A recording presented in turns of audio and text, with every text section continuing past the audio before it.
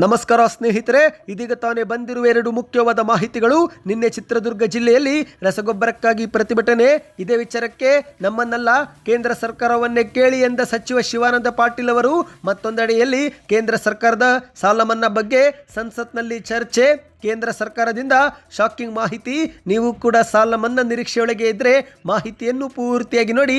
Video ಶುರು ಮಾಡೋಕ್ಕಿಂತ ಮೊದಲು ನೀವು ಇದುವರೆಗೆ ನಮ್ಮ ಚಾನಲ್ಗೆ ಸಬ್ಸ್ಕ್ರೈಬ್ ಆಗಿಲ್ಲವೆಂದರೆ ಕೆಳಗೆ ಕಾಣುವ ಸಬ್ಸ್ಕ್ರೈಬ್ ಬಟನ್ ಕ್ಲಿಕ್ ಮಾಡಿ, ಪಕ್ಕದಲ್ಲಿ ಗಂಟೆ ಕಾಣಿಸುತ್ತೆ ಅದು ಕೂಡ ಒತ್ತಿ. ಇದರಿಂದ ರಾಜ್ಯದ ಮುಖ್ಯವಾದ ಮಾಹಿತಿಗಳು ನಿಮಗೆ ಸಿಗುತ್ತವೆ.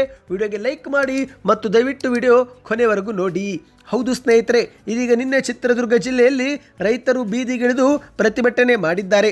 ಹೌದು, ಯೂರಿಯಾ ಗೊಬ್ಬರ ಸಿಗದೆ ಅನ್ನದಾತರು ಬೀದಿಗಿಳಿದು ಹೋರಾಟ ಮಾಡುತ್ತಿದ್ದರೆ, ಇತ್ತ APMC ಸಚಿವರಾಗಿರುವ ಶಿವಾನಂದ ಪಾಟೀಲ್ ಅವರು ನಿಮಗೆ ಗೊಬ್ಬರ ಬೇಕಿದ್ರೆ ನಮ್ಮನ್ನೆಲ್ಲ ಕೇಂದ್ರ ಸರ್ಕಾರವನ್ನೇ ಕೇಳಿ ಎಂಬ ಹೇಳಿಕೆಯನ್ನು ಕೊಟ್ಟಿದ್ದಾರೆ. ಹೌದು, ಒಂದು ಕಡೆಯಲ್ಲಿ ಕರ್ನಾಟಕದಲ್ಲಿ ಮುಂಗಾರು ಮಳೆ ಸಾಕಷ್ಟು ಪ್ರಮಾಣದಲ್ಲಿ ಸುರಿಯುತ್ತಿದ್ದು, ಆದರೆ ಮತ್ತೊಂದೆಡೆಯಲ್ಲಿ ಸರಿಯಾದ ಸಮಯಕ್ಕೆ ರಸಗೊಬ್ಬರ ಸಿಗದೆ ರೈತರು ಆಕ್ರೋಶಗೊಂಡಿದ್ದಾರೆ. ಹೀಗಾಗಿ ಹೋರಾಟದ ಹಾದಿಯನ್ನು ರೈತರು ಹಿಡಿದಿದ್ದಾರೆ. ನಿನ್ನೆ ಚಿತ್ರದುರ್ಗದ ಕೃಷಿ ಜಂಟಿ ನಿರ್ದೇಶಕರ ಕಚೇರಿಗೆ ಮುತ್ತಿಗೆ ಹಾಕಿ ಆಕ್ರೋಶವೂ ಕೂಡ ಹೊರಹಾಕಿದ್ದಾರೆ.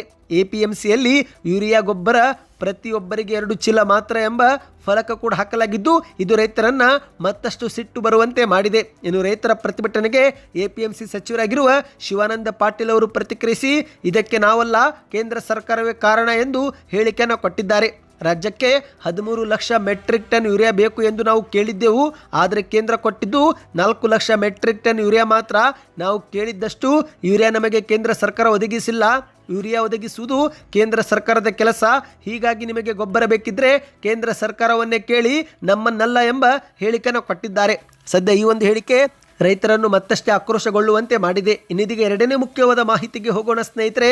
ಇಂದು ದೇಶಾದ್ಯಂತ ಎಷ್ಟೋ ರೈತರು ಬೆಳೆಯನ್ನು ಬೆಳೆಯಲು ಬ್ಯಾಂಕ್ನಲ್ಲಿ ಸಾಲ ಮಾಡಿದ್ದಾರೆ. ಅದೇ ರೀತಿ ಸಾಲದ ಸುಳಿಗೆ ಸಿಲುಕಿ ಸಾಲವನ್ನು ತೀರಿಸಲಾಗದೆ ಎಷ್ಟೋ ಜನರು ಪ್ರಾಣವನ್ನು ಕೂಡ ಕಳೆದುಕೊಂಡಿದ್ದಾರೆ. ಈ ಒಂದು ಹಿಂದೆ ಒಂದು ಬಾರಿ ಕರ್ನಾಟಕದಲ್ಲಿ HD ಕುಮಾರಸ್ವಾಮಿ ಅವರ ಸಮ್ಮಿಶ್ರ ಸರ್ಕಾರದ ಅವಧಿಯಲ್ಲಿ ರೈತರ ಸಾಲ ಮನ್ನಾ ಮಾಡಲಾಗಿತ್ತು. ಇದೀಗ ರಾಜ್ಯದ ರೈತರ ಸಾಲ ಮನ್ನಾದಂತೆ ಕೇಂದ್ರ ಸರ್ಕಾರವು ಕೂಡ ಒಂದು ಬಾರಿ ಆದರೂ ಸಾಲ ಮನ್ನಾ ಮಾಡಬೇಕು ಎನ್ನುವ ಬೇಡಿಕೆ ಇದೆ. ಈಗ ಇದೇ ಒಂದು ಬೇಡಿಕೆ ಕುರಿತಂತೆ ನಿನ್ನೆ ಸಂಸತ್ನಲ್ಲಿ ಮತ್ತೆ ಚರ್ಚೆ ಮಾಡಲಾಗಿದೆ. ಹೌದು ಗೆಳೆಯರೆ, ಸಂಸತ್ನಲ್ಲಿ ಸದಸ್ಯರೊಬ್ಬರು ರೈತರ ಸಮಸ್ಯೆ ಬಗ್ಗೆ ಹಲವು ಪ್ರಶ್ನೆಗಳನ್ನು ಕೇಳಿದ್ದು, ಅದಕ್ಕೆ ರಾಜ್ಯದ ಕೃಷಿ ಖಾತೆ ಸಚಿವರಾಗಿರುವ ಪಂಕಜ ಚೌಧರಿ ಅವರು ಉತ್ತರವನ್ನು ಕೊಟ್ಟಿದ್ದಾರೆ.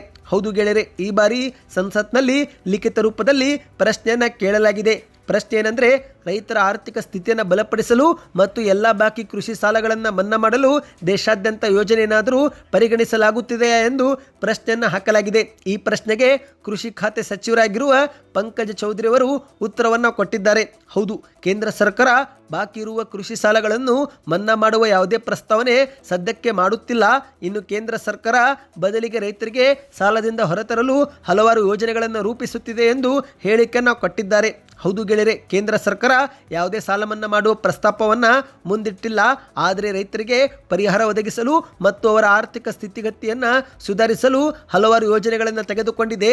ಇದರಲ್ಲಿ ಕಿಸಾನ್ ಸಮ್ಮಾನ್ ಯೋಜನೆ, ಕಿಸಾನ್ ಕ್ರೆಡಿಟ್ ಕಾರ್ಡ್ ಮತ್ತು ಕಿಸಾನ್ ಮಾನ್ಧನ್ ಸೇರಿದಂತೆ ಹಲವಾರು ಯೋಜನೆಗಳು ಸೇರಿಕೊಂಡಿವೆ ಎಂದು ತಿಳಿಸಿದ್ದಾರೆ. ಒಟ್ಟಿನಲ್ಲಿ ಸ್ನೇಹಿತರೆ, ಕೇಂದ್ರ ಸರ್ಕಾರ ಸದ್ಯಕ್ಕೆ ರೈತರ ಸಾಲ ಮನ್ನಾ ಮಾಡುವ ಯಾವುದೇ ಚಿಂತನೆ ಮಾಡುತ್ತಿಲ್ಲ ಎಂದು ಸಂಸತ್ನಲ್ಲಿ ಸದಸ್ಯರ ಪ್ರಶ್ನೆಗೆ ಉತ್ತರವನ್ನು ಕೊಟ್ಟಿದ್ದಾರೆ.